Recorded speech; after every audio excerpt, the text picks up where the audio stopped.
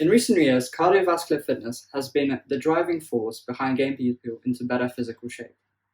Resistance training can be feared by those starting the gym, as witnessing experienced gym goers expertly using equipment can be a daunting sight, leading to a treadmill-focused training to evade resistance training. However, resistance training is less time-consuming than aerobic training, making it a more viable option for people with less time. The benefits of aerobic training can still be achieved by using resistance training.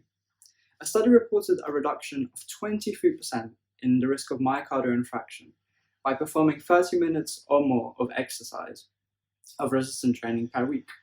And this was 5% higher than men who performed 3.5 hours of walking per week, and an increase of 5% in the decrease of having heart attack is something I would definitely go for.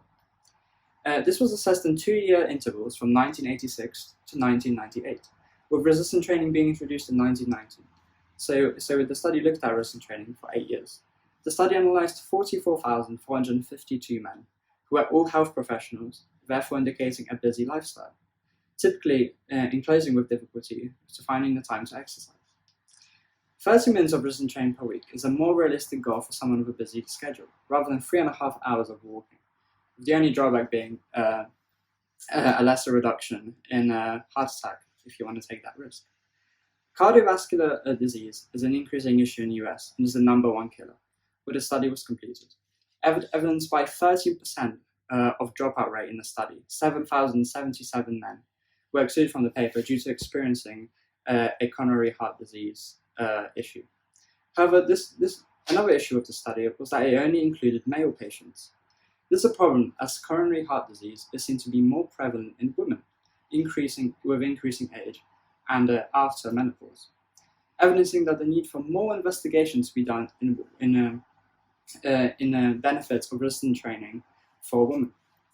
This is important due to the stigma women have in not wanting to start the gym and resistance training, preferring aerobic training, due to the stereotype that women's sole reason to go to the gym is to lose weight and men's is to build muscle, as we all know is incorrect.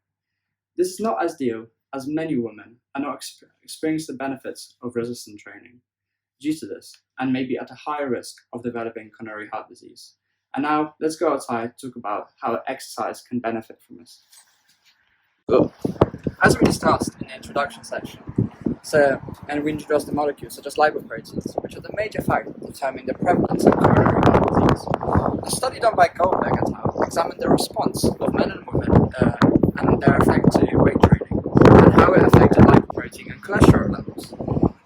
As we can see here in the figure, the women showed a decrease of 9.5% compared to the base levels in total cholesterol, 17.9% reduction in LDL, and an increase of 4.8% in HDL.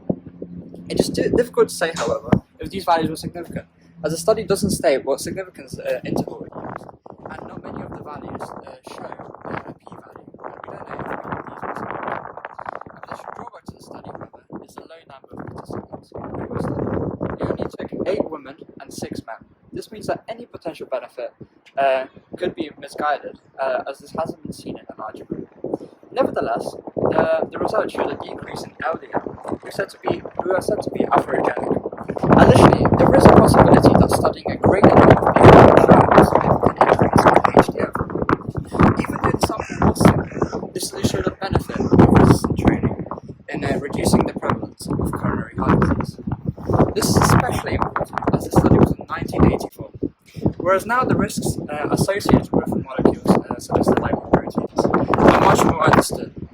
And even though we understand more about them, the unhealthy diets of people, they don't recognize this, and due to their unbalanced diets, there seems to be an increase of coronary heart disease, and that is the major killer in the US. As we shift from mild, about 25% and 50% VO2 max, exercise into higher intensities, just 65%, we change the mobilization of energy and the substrates our body uses. This changes from initially oxidation of fat from plasma fatty acids into intramolecular triglycerides oxidation, which provides about half of the fatty acid used for total fat oxidation. The increase in fatty acid oxidation is supplied by an increase in the lipolysis of adipose tissue in our body. before the body moves to oxidation of carbohydrates after the VO2 max is increased further. This means that it might benefit people with coronary heart disease to exercise at the lower VO2 max level to decrease the fat.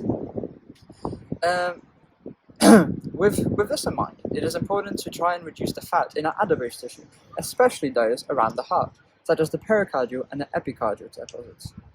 Although epicardial adipose tissue is important as an essential energy source for the heart, it is not vital to overload the heart with excess fat, which can lead to fatty deposits in the coronary artery.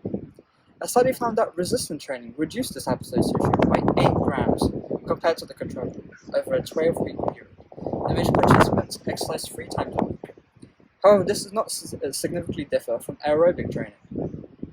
Following this, the pericardial tissue saw a significant decrease by 15 grams in aerobic training, and over double that, 34 grams in resistance training. These are both important declines due to the position of these adipose tissue on the outside of the left ventricle of the heart. This means they are very close to the coronary arteries, which supply the heart with the needed blood to keep working. A reduction in these deposits therefore means a decreased risk of developing fat deposits in the arteries, which therefore lead to atherosclerosis. So as we talked before about things we can do like pre-intervention with coronary heart disease, what about if we just can't do anything about it and we end up getting coronary heart disease? So let's talk about post-intervention. So although we can do all these things to prevent the onset of the disease, some things, be either genetic or environmental, may still cause the condition to develop.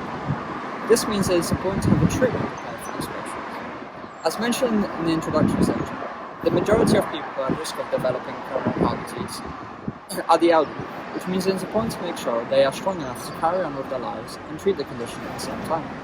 In a meta-analysis of studies comparing training types, resistant training increases median lower body strength by 24.7% versus 2.6% in the control group.